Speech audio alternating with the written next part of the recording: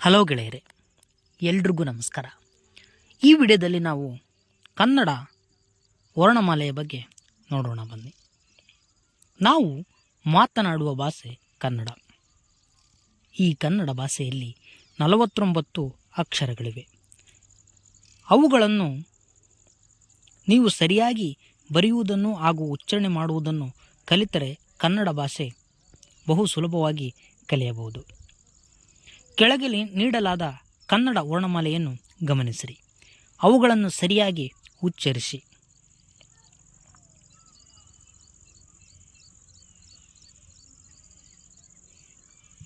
ಈ ವರ್ಣಮಾಲೆಯನ್ನು ಗಮನಿಸಿದ್ದ ಆಯಿತೆ? ಹಾಗಾದರೆ ನೋಡೋಣ ಬನ್ನಿ. ಕನ್ನಡ ವರ್ಣಮಾಲೆಯ ಮೂಲಾಕ್ಷರಗಳನ್ನು ಸರಿಯಾಗಿ ಗಮನಿಸಿ ಉಚ್ಚರಿಸಿ.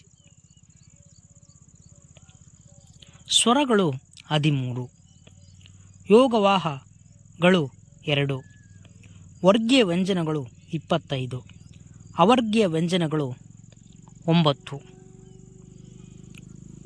ಕನ್ನಡ ವರ್ಣಮಾಲೆಯ ಮೂಲಾಕ್ಷರಗಳು ಒಟ್ಟು 49.